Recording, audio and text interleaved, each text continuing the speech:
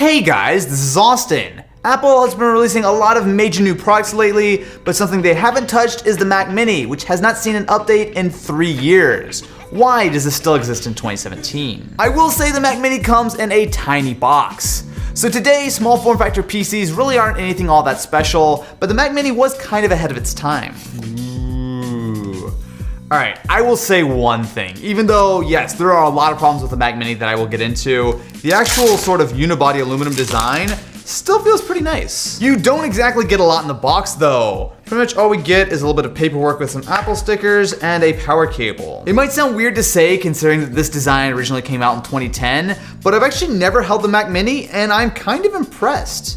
So like I said, it's an all aluminum unibody design, and you actually have a fair few ports on the back. Not only is there an SD card reader, but there are also 4 USB 3.0 ports, as well as even a couple of Thunderbolt 2 ports. Now this is a far cry from current Apple devices, which have, some would say, fewer ports. Earlier models of the Mac Mini were actually fairly upgradable. So on the bottom, you could actually screw off this sort of plastic piece to get at stuff like the hard drive and the RAM. However, in this, it's a little bit more difficult, and to make things worse, the memory is actually soldered in. That is a far cry from when Marquez built the ultimate Mac Mini back in 2012, where he loaded up with a ton of memory as well as an SSD. At first glance though, this actually doesn't look like a bad way of getting yourself a cheap Mac. So this is the base Mac Mini, which runs $500, and that's exactly half the price of the next cheapest model, the MacBook Air. However, take a closer look and the Mac Mini might not quite be such a great value. Performance might just be the most outdated part of this system, as 2014 specs will only take you so far. This is the base model Mac Mini with a Core i5-4260U, 4 GB of RAM, and a 500 GB mechanical hard drive. To put things in perspective, Intel is just launching their 8th generation of Core processors, whereas the Mac Mini is using a 4th generation Haswell chip. Even when you spend the extra $500 to go to the higher end model with the Core i7, you're still limited to a dual core processor, which is bizarre.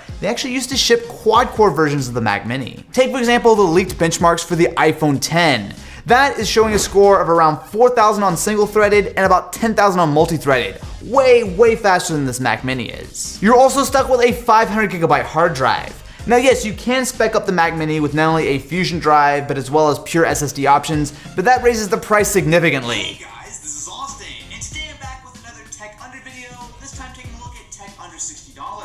So to be fair, the Mac Mini is powerful enough to handle stuff like HD video as well as web browsing, but the issue is with only 4 GB of RAM and you can't upgrade it, you're going to run into some serious usability issues on macOS. So take for example the HP Pavilion Wave. This is a much more modern system, you're getting more memory, and almost more importantly, it's going to cost you about $130 less than the Mac Mini. It just doesn't make sense. One of the reasons I can see someone being interested in a cheap Mac are for the Mac exclusive apps such as Final Cut Pro 10, which is what we use to edit all of our videos. Hey guys, this is Austin. Wow, this actually, wow. So to give you guys some context on this is a triple stream 4K video being played back and edited in real time on the Mac Mini. In fact, it's actually the intro to this video right now. So yes, this is not maybe the most demanding thing ever. We haven't done stuff like color correction, which would definitely slow things down. But as far as being able to do a sort of basic cut, this is 3 streams of 4K video playing back in real time on the Mac Mini.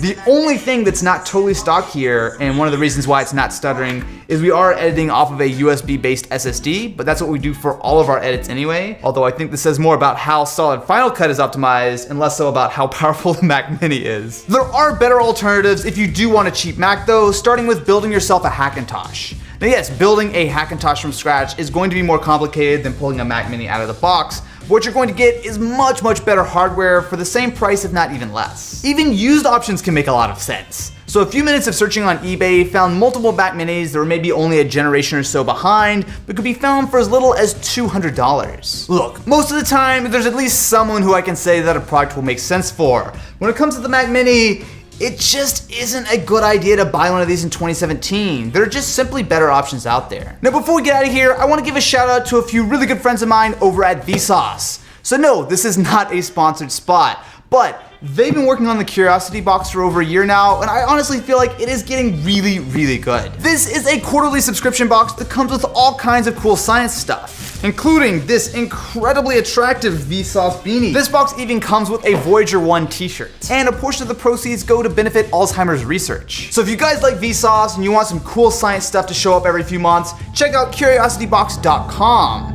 And as always, Thanks for watching.